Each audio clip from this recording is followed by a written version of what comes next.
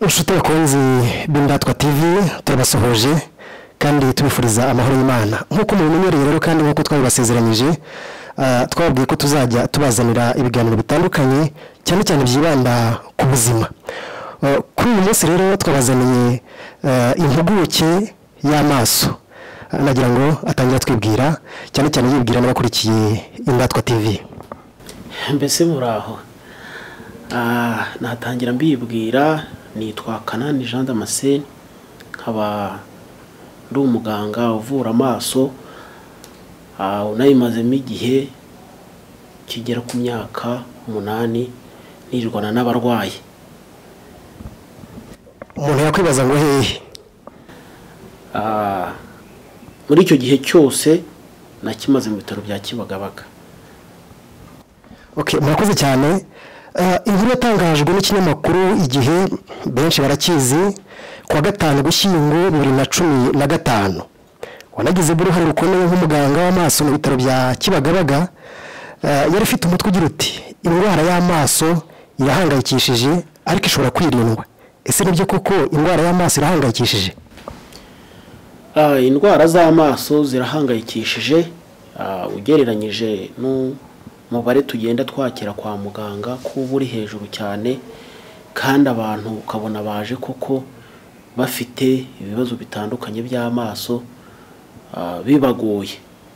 Aho ujya kubona ukabona umuntu wakoze urugendo aho yaba yateze nka moto y'ibihumbi 3 ariko akaza aje kwa muganga w'amaso, aba ari ikimenyetso kigaragaza yuko indwara z'amaso zihangayikishije. Dore yuko buriya amakuru yose yinjira ku muntu buriya azanwa n'amaso hafi 90%. Ku buryo rero iyo amaso yahungabanye umuntu ntayanasinzira gukiza kwa muganga. Murakoze cyane. Iyo twinjiye mu mateka y'u Rwanda mu myaka 70 ishize, dusanga hari indwara z'ibyorezo zigeze kwibasira u Rwanda, muri zo twavuga nk'ubushita, mugiga, ibihara ndetse na COVID-19 duhanganye nayo kuri uyu munsi. Ese haba hari indwara z'ibyorezo by'amaso bigeze kuba mu Rwanda? Habayeho indwara z'ibyorezo naho ku maso, uretse ko ubu ngubu hamwe n'ingamba twagiye dufata z'isuku idasanzwe zikaba zaracitse, ariko hari nk'indwara yitwa turakoma, kubera ko mu bihe byatambutse urwego rw'isuku ntago rwari rwiza, ibyo ngibyo bigatuma iyo ndwara irushaho kuzamuka cyane, kubera ko nayo yanduzanyaga ari uko abantu bashobora kuba bahuye bayirwaye, cyangwa hari udukoko tumwe na tumwe nk'isazi dushobora kuva kuyirwaye tukaba twajya ku wundi akayandura. Ariko hamwe nuko twagiye dufata ingamba z'isuku idasanzwe, gukaraba intoki, gutunganya ahantu tuba, ndumva ubu ngubu iyo ndwara yaracitse mu Rwanda, ntabwo ikihaba. Kugira ngo umuntu afate umwanzuro wo kuvuga ati ngiye kwa muganga w'amaso, nibihe bimenyetso simusiga aba yagaragaje kugira ngo ave mu rugo avuga ati ngiye kwa muganga w'amaso? Ubundi nabishyira mu byiciro 3. Icya mbere nuko iyo umuntu amaso amurya uburibwe ubwo ari bwo bwose ntago yihangana kwa muganga. Icya kabiri nuko uko umuntu atabasha kubona, yaba atabona ibyakure, atabona ibya hafi, ese ibintu abona ari ibikezi nabyo biri mu mpamvu imuvana mu rugo akajya kwa muganga. Ikindi nanone niba ku maso ye abona hariho ubusembwa ku buryo atabona ayo adasa n'abandi bantu bazima, nabyo ataratugana katubwira ati dore ku jisho ryanjye hari akantu kabyimbyeho, dore ryatukuye, nuko ati muganga ndebera. Murakoze cyane. Nkunze kubona ndetse n'abandi bagenzi banjye tubisangiye, ugasanga abantu benshi bambaye indorerwamo z'amaso. Biba byagenze gute kugeza ubwo umuntu yambara izo ndorerwamo z'amaso? Indorerwamo z'amaso na karahure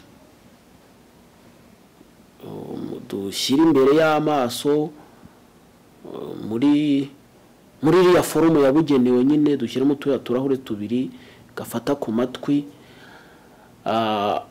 tugashyiraho rero yuko umuntu aje akatubwira atari ku muganga ati ntago mbasha kubona, ashobora kuba atabona ibyakure, ashobora kuba atabona Bibiliya, ashobora kuba abona akabona ibintu birahengamye.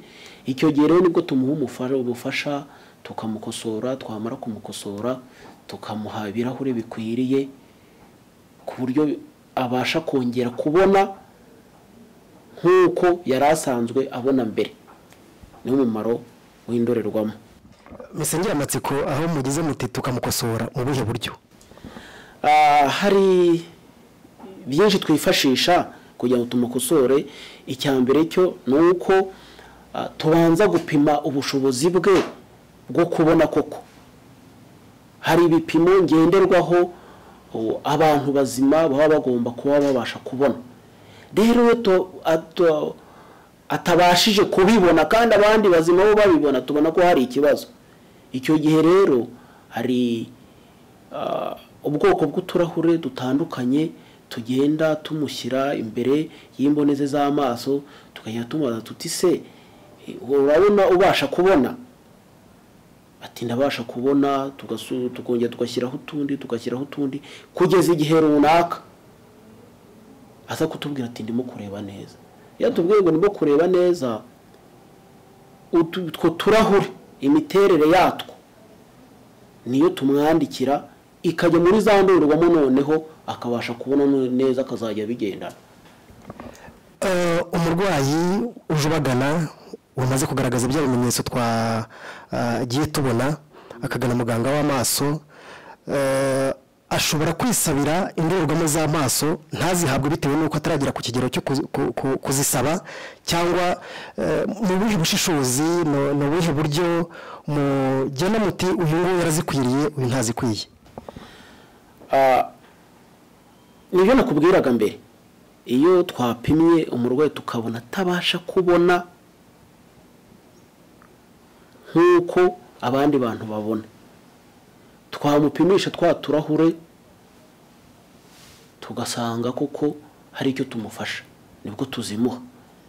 Ariko umuntu aramutse aje ati ngewe ati ndashaka rinete gusa, icyo gihe ntago dushobora kumuha ibyo ashaka, ariko dushobora kumugenera ibindi bintu nanone bishobora kumufasha bitewe n'icyo yakubwiye ashakira izo ndorerwamo. Nk'urugero ashobora kukubwira ati muganga rero ati ngewe ndashaka indorerwamo kubera yuko iyo ngenda ku zuba birihambangamira. Nabwo tugira indorerwamo ku buryo ushobora kuzambara wagenda ku zuba zikagabanya rwa rumuri. Urumva rero nk'aho ngaho abazidusabye, ariko nawe tugashyira mu bushishozi bwacu tukamuha ibikwiriye bishobora kumufasha bitewe n'ikibazo afite. Murakoze cyane.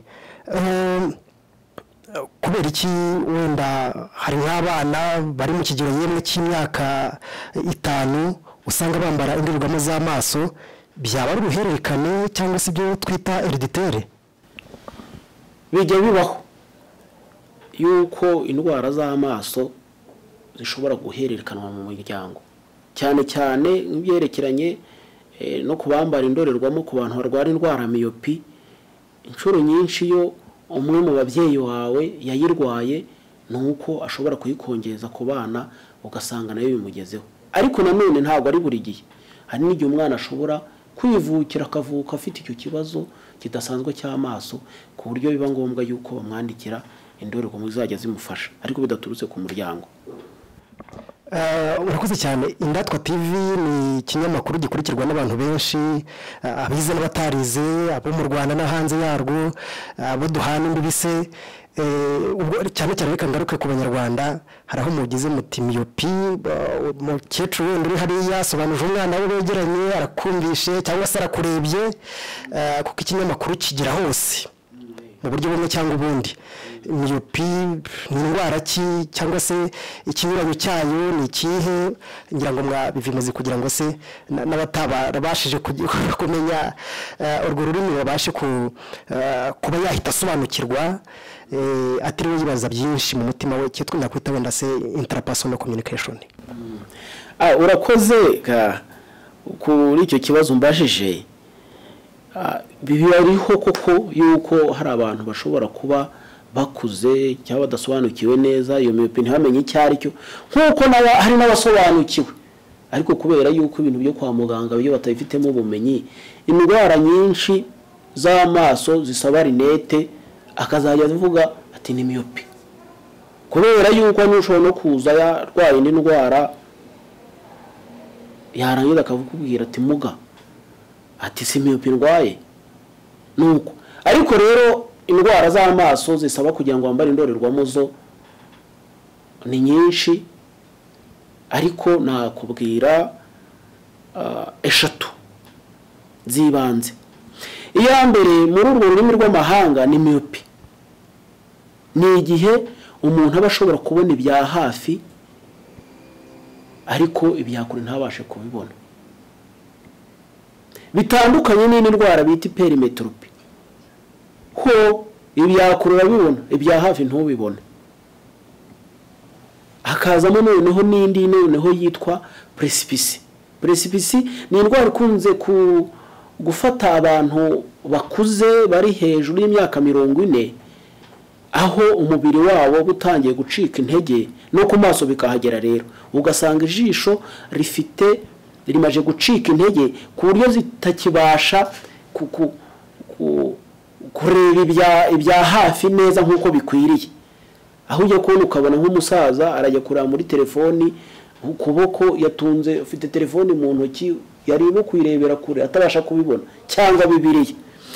Aho ngaho naho rero ni indwara nayo y'amaso isaba indorerwamo, ku buryo naho ngaho naho tumufasha tukazatumuha indorerwamo zajya zituma zambara noneho akabasha kubona ibya hafi bibiriya, gushyira urushinge mu rudodo, se gutora umuceri akayibona neza.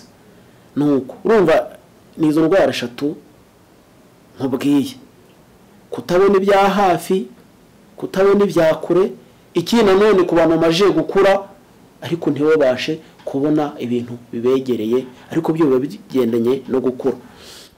Aho misemera aho nkubaza nti ni ikihe kigero cy'imyaka cyari mu bibazo n'ubundi nari mfitiye amatsiko yo kuza kuba nari kukubaza